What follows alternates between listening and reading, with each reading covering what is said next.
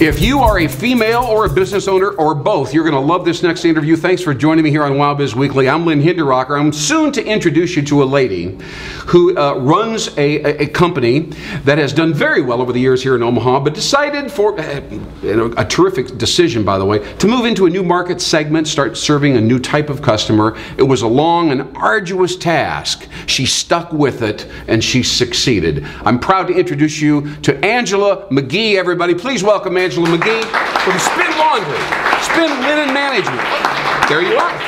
How are you? Good. Thanks for having me. Great, great. Redheads that you are, huh? Are redheads natural born leaders? Yes, we're a little feisty. I think so. I think that's probably a great way to lead this off. Now tell me, first of all, tell me a little bit of background about Spin Linen, so we understand who we're talking with. Sure. Here. Spin's been around for 80 years. This is our 80-year anniversary. We actually used to be called Spick and Span Linen Supply, and a couple of years ago, as part of this strategy to go to some different markets, we decided we needed to rebrand. So that's how we came up with Spin Linen, and I love it. I love it. It'd be a great name for a PR agency, by the way, if you ever decide to get into that business. But keep going. Yeah. So Spin has been around for a long time. It's been a family business. My father and my grandfather bought it in the late 70s. And I've owned it now. This is my 8th year of ownership. Wow. So. How about a round of applause for 8 years?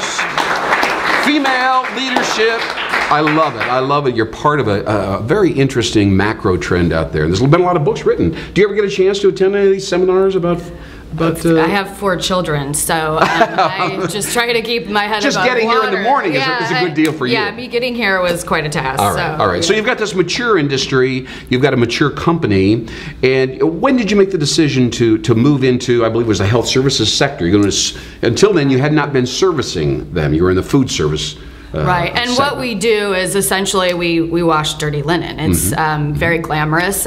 We have about 40 employees, and we wash dirty linen. All right, well, so we've always serviced the hospitality market. So we do restaurants with their napkins and chef coats and bar towels and mats, and we've done that well for many years. I worked in Chicago for several years and worked for a healthcare linen company. Okay. And when I came home and decided to buy the business, I said, we need to go to healthcare. That's where the market's going. So we're doing sheets and pillowcases and patient gowns. And seems like an obvious choice. I mean, it's a big industry, and they've survived the recession and so on. But what were the complications of this decision? It was very difficult because hospitality market and healthcare are 2 very different animals, and the customers that you're trying to cater to have very different rules and regulations. For example, healthcare is very regulated by government, and there's a lot of standards that you have to meet in terms even when it comes to linens. Yeah. Okay. Yeah. All right. All right. And they make processing linen very difficult. Okay. So hospitality and food service not so much as healthcare. Okay. Right. So what was the first barrier you ran into? I know that this required a tremendous persistence and vision.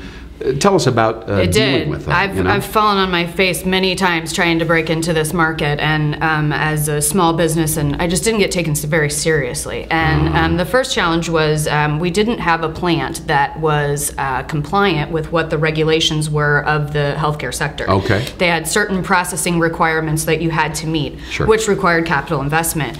And early on in my ownership, I was just trying to pay my dad, make sure he got his check every week. So did you have to go and seek outside investors and stuff, or did you kind of cobble it together? No, I just ate ramen for a long time, and we actually eventually got there. Real sacrifice involved, even in a company that's that old. That's something perhaps we don't always fully appreciate. Right. So we actually about 2 years ago decided to make a pretty significant capital investment in the company, and we invested about $1.5 million in new equipment and wow, that's not a small number. No. No. So was it scary?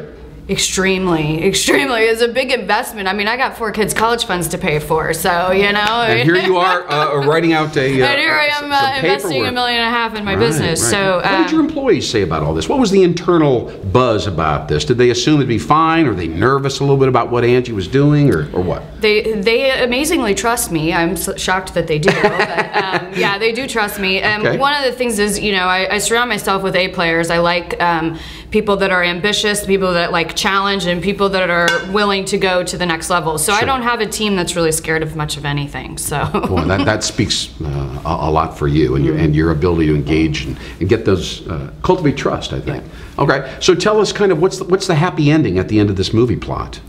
Well, this week actually I just signed my largest contract of my career. I signed Allegiant Hospital, all 90 of their clinics. Oh my gosh, Allegiant!